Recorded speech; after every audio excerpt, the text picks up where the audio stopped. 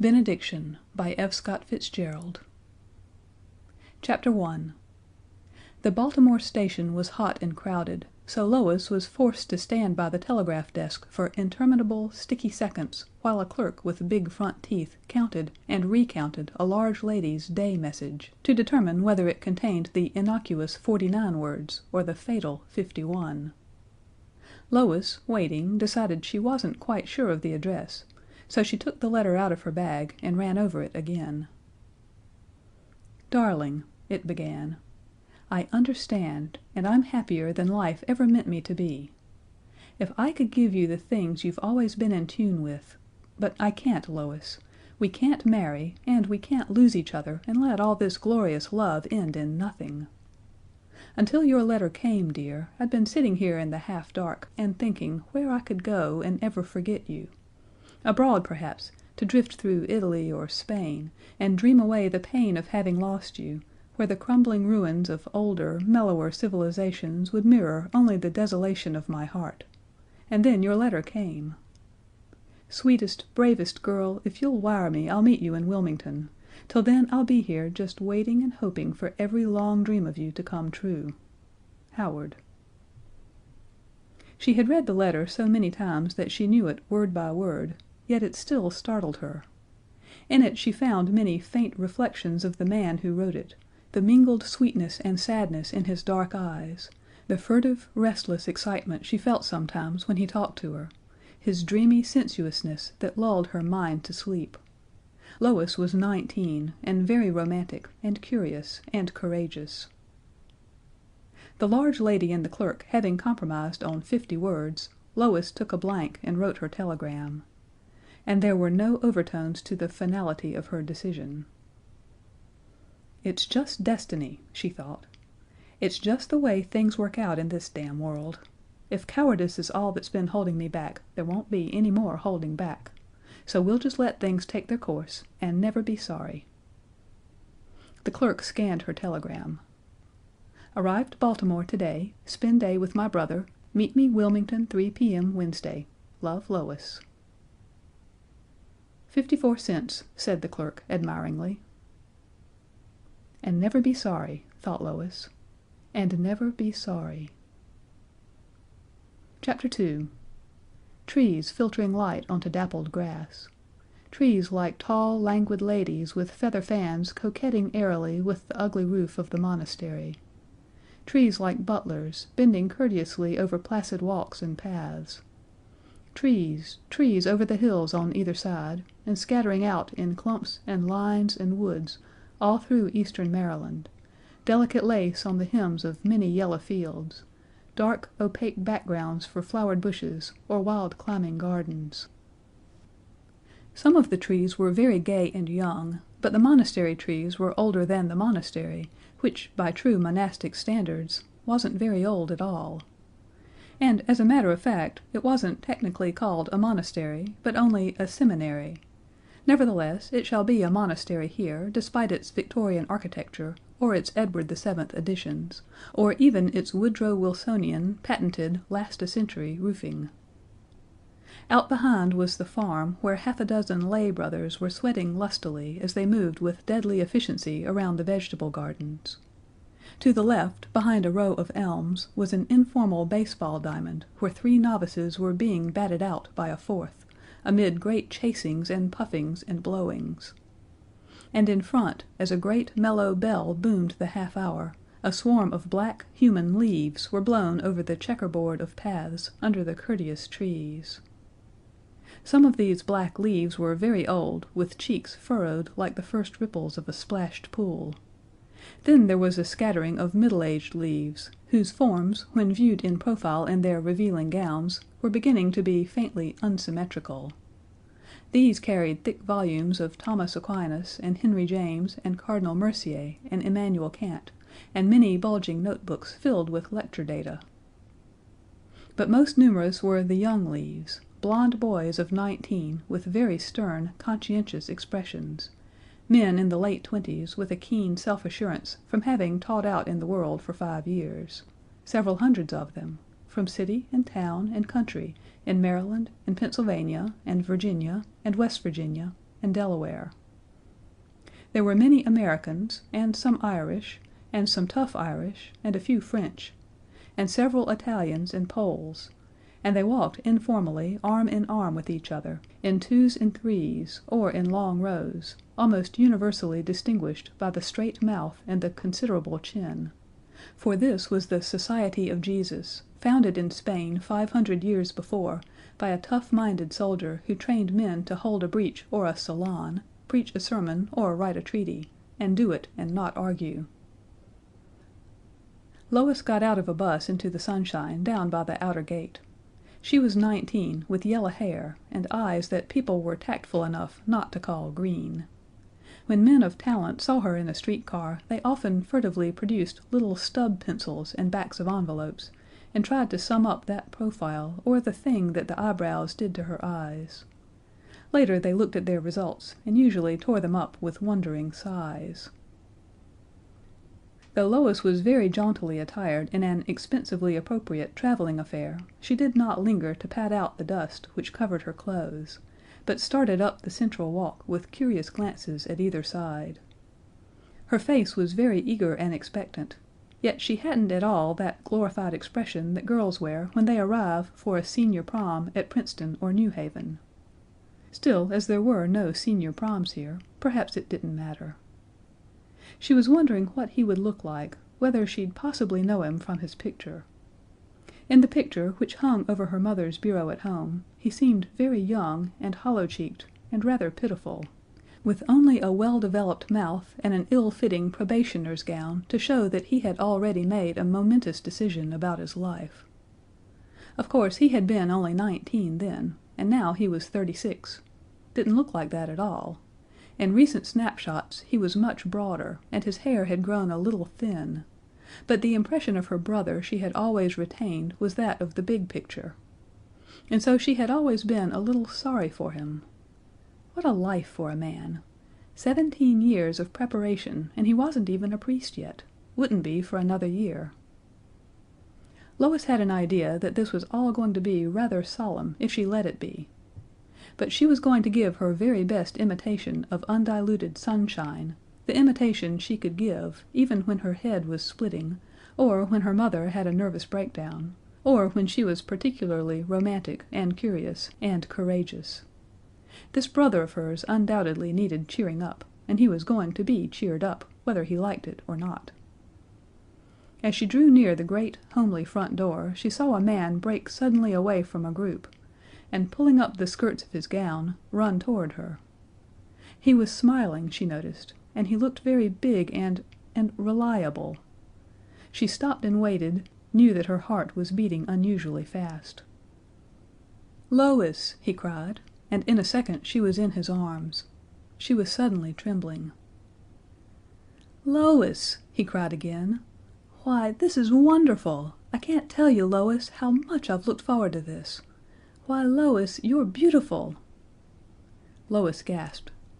His voice, though restrained, was vibrant with energy and that odd sort of enveloping personality she had thought that she only of the family possessed. "I'm mighty glad, too, Keith." She flushed, but not unhappily, at this first use of his name.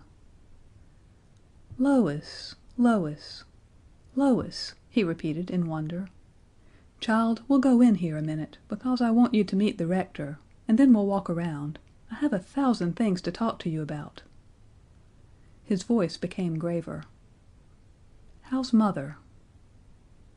She looked at him for a moment, and then said something that she had not intended to say at all, the very sort of thing she had resolved to avoid.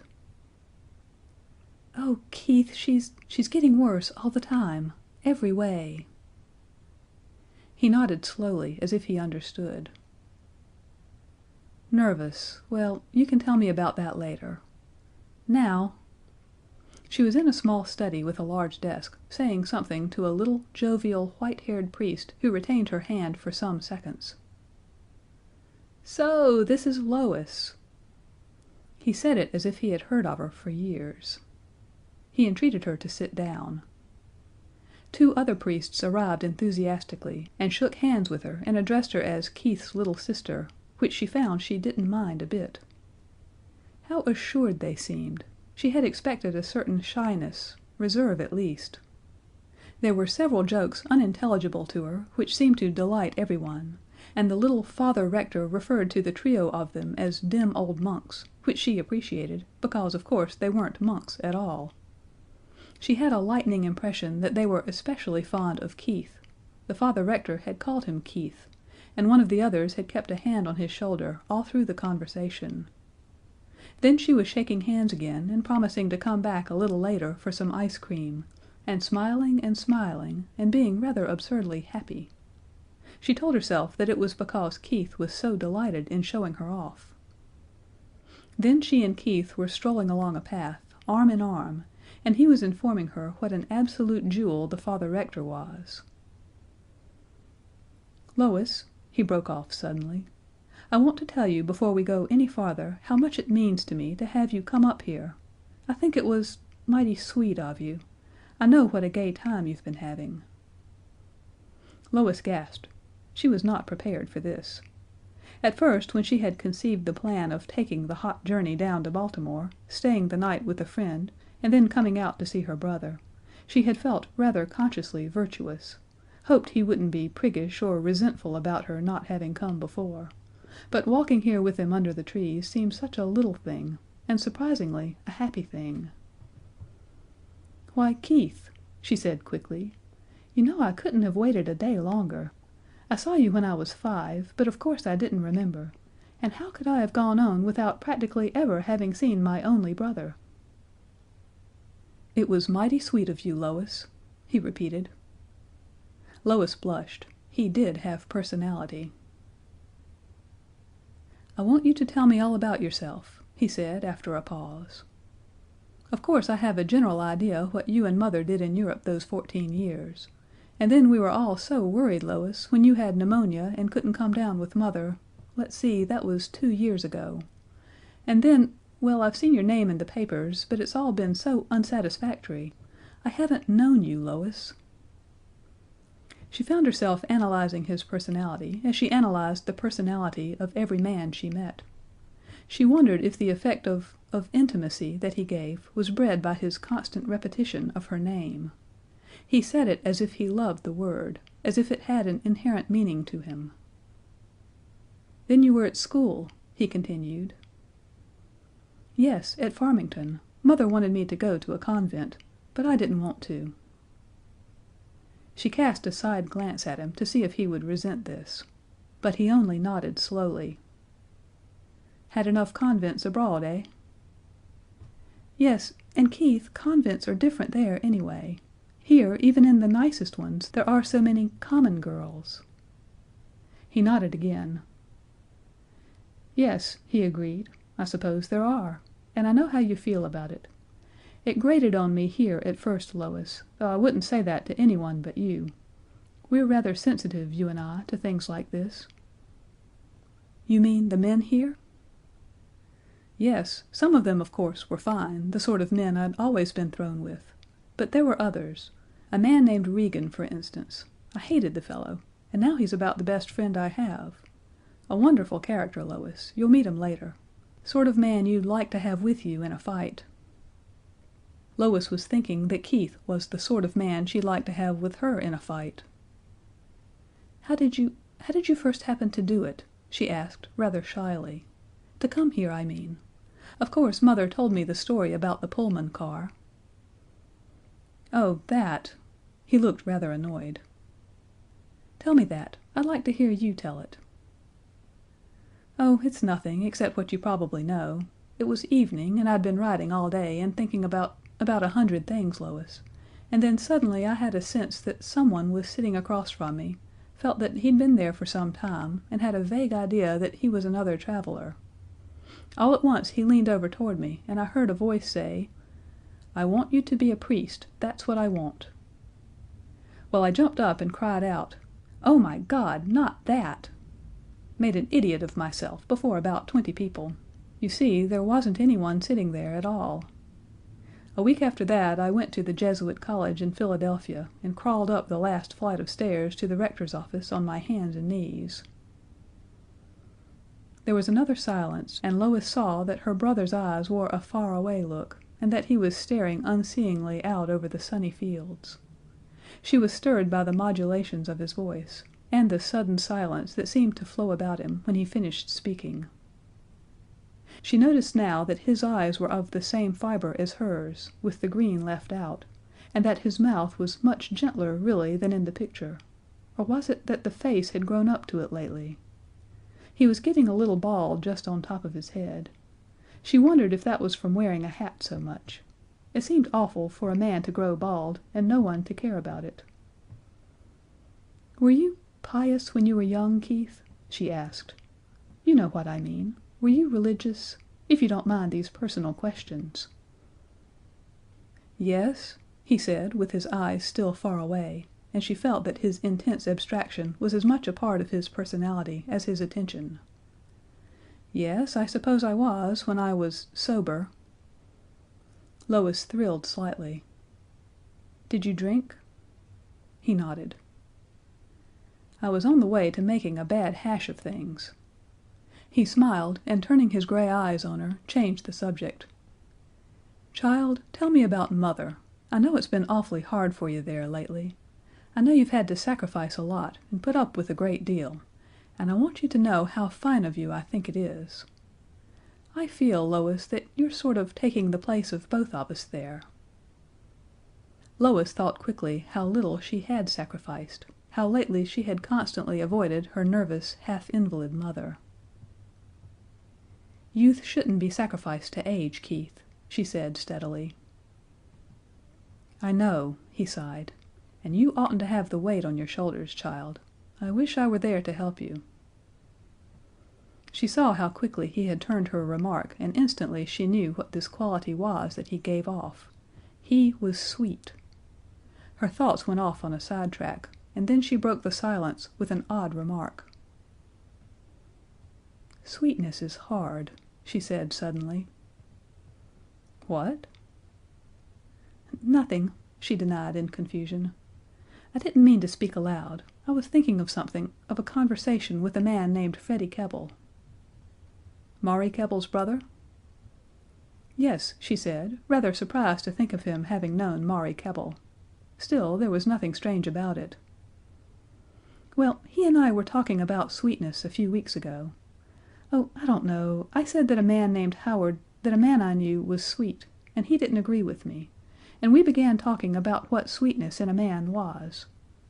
He kept telling me I meant a sort of soppy softness, but I knew I didn't. Yet I didn't know exactly how to put it.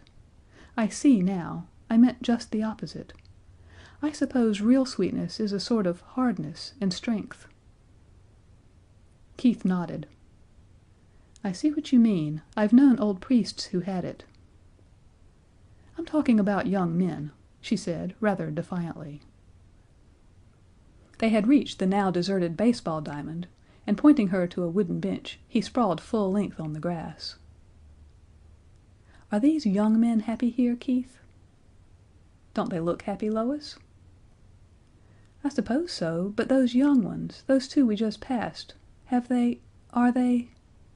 "Are they signed up?" He laughed. "No, but they will be next month."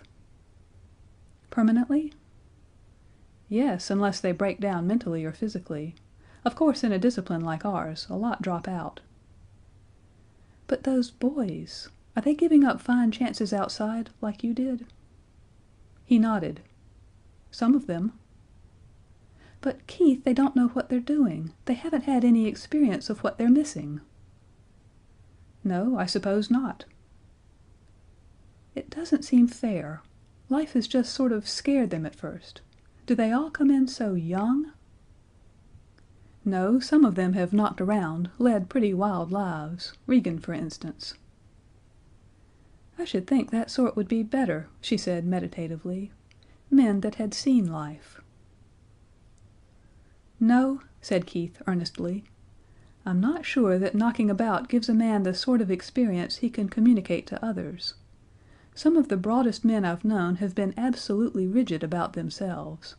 And reformed libertines are a notoriously intolerant class. Don't you think so, Lois?" She nodded, still meditative, and he continued. It seems to me that when one weak person goes to another, it isn't help they want, it's a sort of companionship in guilt, Lois. After you were born, when Mother began to get nervous, she used to go and weep with a certain Mrs. Comstock. Lord, it used to make me shiver. She said it comforted her. Poor old Mother. No, I don't think that to help others you've got to show yourself at all. Real help comes from a stronger person whom you respect, and their sympathy is all the bigger because it's impersonal. But people want human sympathy, objected Lois. They want to feel the other person's been tempted. Lois, in their hearts they want to feel that the other person's been weak. That's what they mean by human. Here in this old monkery, Lois, he continued with a smile, they try to get all that self-pity and pride in our own wills out of us right at the first. They put us to scrubbing floors and other things. It's like that idea of saving your life by losing it. You see, we sort of feel that the less human a man is, in your sense of human, the better servant he can be to humanity. We carry it out to the end, too. When one of us dies, his family can't even have him then. He's buried here under a plain wooden cross with 1,000 others. His tone changed suddenly, and he looked at her with a great brightness in his gray eyes. But way back in a man's heart there are some things he can't get rid of, and one of them is that I'm awfully in love with my little sister. With a sudden impulse she knelt beside him in the grass, and, leaning over, kissed his forehead. "You're hard, Keith," she said, "and I love you for it. And you're sweet." Chapter 3. Back in the reception room Lois met a half-dozen more of Keith's particular friends. There was a young man named Jarvis, rather pale and delicate-looking, who, she knew, must be a grandson of old Mrs. Jarvis at home, and she mentally compared this ascetic with a brace of his riotous uncles. And there was Regan with a scarred face and piercing, intent eyes that followed her about the room, and often rested on Keith with something very like worship. She knew then what Keith had meant about a good man to have with you in a fight. He's the missionary type, she thought vaguely. China or something. "I want Keith's sister to show us what the shimmy is," demanded one young man with a broad grin. Lois laughed.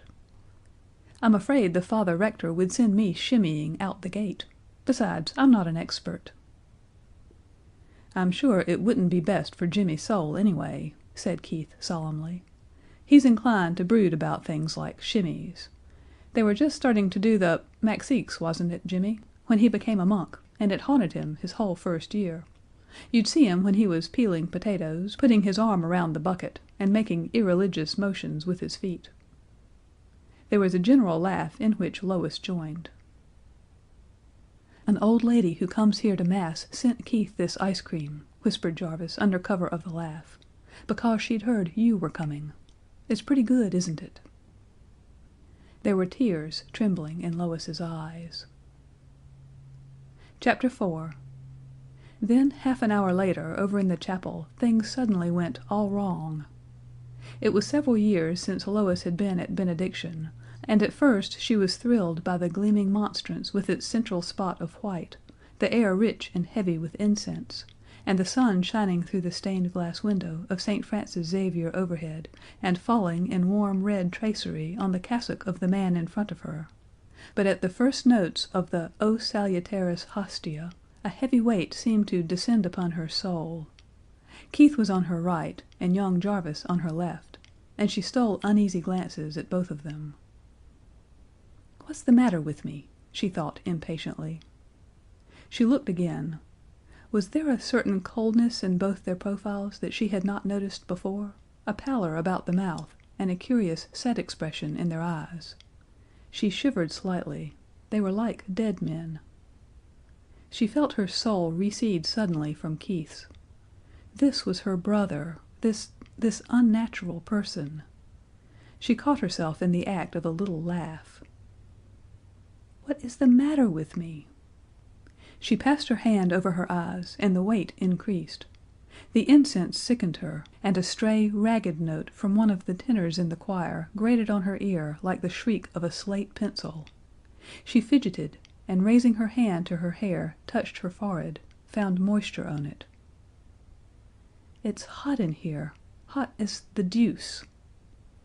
Again she repressed a faint laugh, and then in an instant the weight upon her heart suddenly diffused into cold fear. It was that candle on the altar. It was all wrong, wrong. Why didn't somebody see it? There was something in it. There was something coming out of it, taking form and shape above it.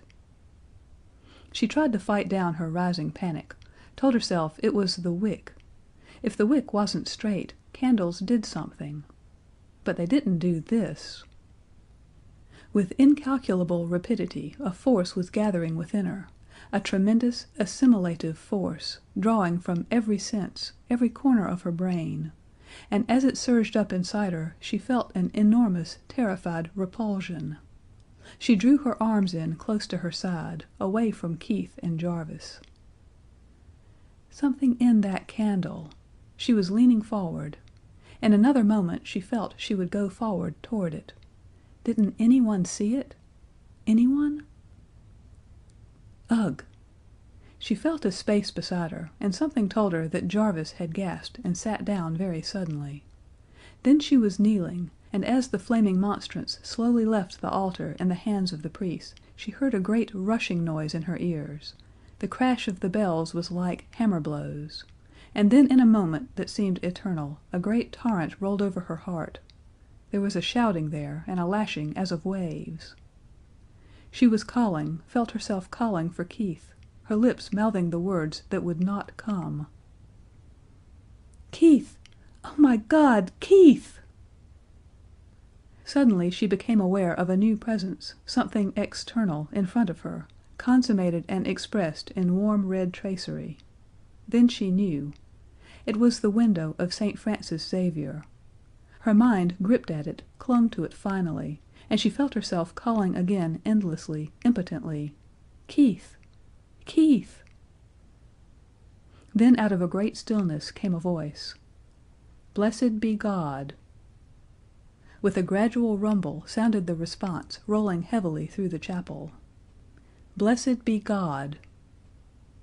The words sang instantly in her heart, the incense lay mystically and sweetly peaceful upon the air, and the candle on the altar went out. "Blessed be His holy name. Blessed be His holy name." Everything blurred into a swinging mist. With a sound, half gasp, half cry, she rocked on her feet and reeled backward into Keith's suddenly outstretched arms. Chapter 5. Lie still, child. She closed her eyes again. She was on the grass outside, pillowed on Keith's arm, and Regan was dabbing her head with a cold towel. "I'm all right," she said quietly. "I know, but just lie still a minute longer. It was too hot in there. Jarvis felt it too." She laughed as Regan again touched her gingerly with the towel. "I'm all right," she repeated. But though a warm peace was filling her mind and heart, she felt oddly broken and chastened, as if someone had held her stripped soul up and laughed. Chapter 6. Half an hour later she walked, leaning on Keith's arm, down the long central path toward the gate. "It's been such a short afternoon," he sighed, "and I'm so sorry you were sick, Lois." "Keith, I'm feeling fine now, really. I wish you wouldn't worry." "Poor old child. I didn't realize that Benediction 'd be a long service for you after your hot trip out here and all." She laughed cheerfully.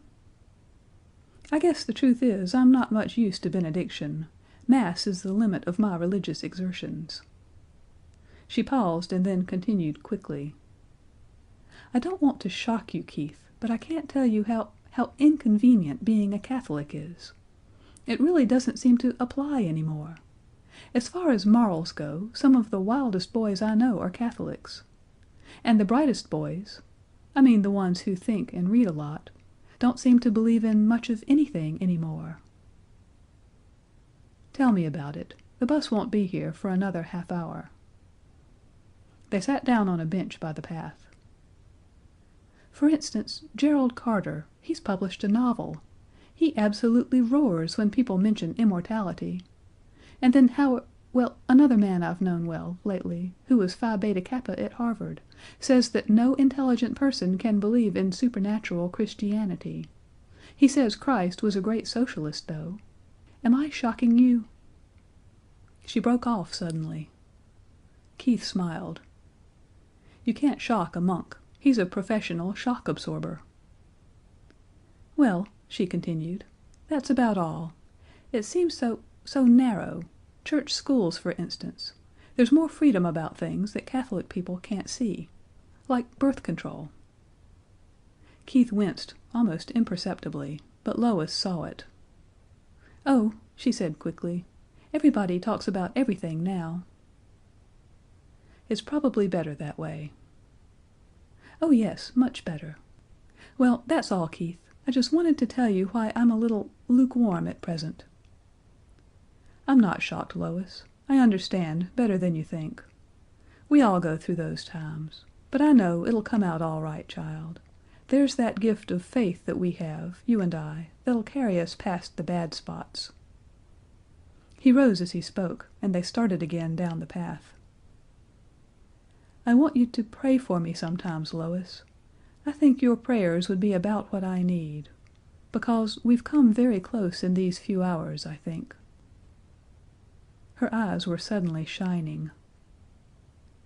"Oh, we have, we have!" she cried. "I feel closer to you now than to anyone in the world."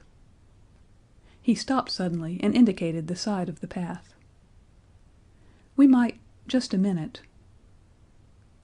It was a Pietà, a life-size statue of the Blessed Virgin set within a semicircle of rocks. Feeling a little self-conscious, she dropped on her knees beside him and made an unsuccessful attempt at prayer. She was only half through when he rose. He took her arm again. "I wanted to thank her for letting us have this day together," he said simply. Lois felt a sudden lump in her throat, and she wanted to say something that would tell him how much it had meant to her, too, but she found no words. "I'll always remember this," he continued, his voice trembling a little. "This summer day with you. It's been just what I expected. You're just what I expected, Lois." "I'm awfully glad, Keith." "You see, when you were little they kept sending me snapshots of you, first as a baby, and then as a child in socks playing on the beach with a pail and shovel, and then suddenly as a wistful little girl with wondering, pure eyes. And I used to build dreams about you. A man has to have something living to cling to. I think, Lois, it was your little white soul I tried to keep near me, even when life was at its loudest, and every intellectual idea of God seemed the sheerest mockery, and desire and love and a million things came up to me and said, 'Look here at me. See, I'm life. You're turning your back on it.' All the way through that shadow, Lois, I could always see your baby soul flitting on ahead of me, very frail and clear and wonderful." Lois was crying softly. They had reached the gate, and she rested her elbow on it and dabbed furiously at her eyes. "And then later, child, when you were sick, I knelt all one night and asked God to spare you for me, for I knew then that I wanted more. He had taught me to want more. I wanted to know you moved and breathed in the same world with me. I saw you growing up, that white innocence of yours changing to a flame and burning to give light to other weaker souls. And then I wanted some day to take your children on my knee, and hear them call the crabbed old monk Uncle Keith." He seemed to be laughing now as he talked. "Oh, Lois, Lois, I was asking God for more then. I wanted the letters you'd write me and the place I'd have at your table. I wanted an awful lot, Lois dear." "You've got me, Keith," she sobbed. "You know it. Say you know it. Oh, I'm acting like a baby, but I didn't think you'd be this way, and I oh, Keith, Keith." He took her hand and patted it softly. "Here's the bus. You'll come again, won't you?" She put her hands on his cheeks, and drawing his head down, pressed her tear-wet face against his. "Oh, Keith, brother, some day I'll tell you something." He helped her in, saw her take down her handkerchief and smile bravely at him as the driver flicked his whip and the bus rolled off. Then a thick cloud of dust rose around it, and she was gone. For a few minutes he stood there on the road, his hand on the gate-post, his lips half parted in a smile.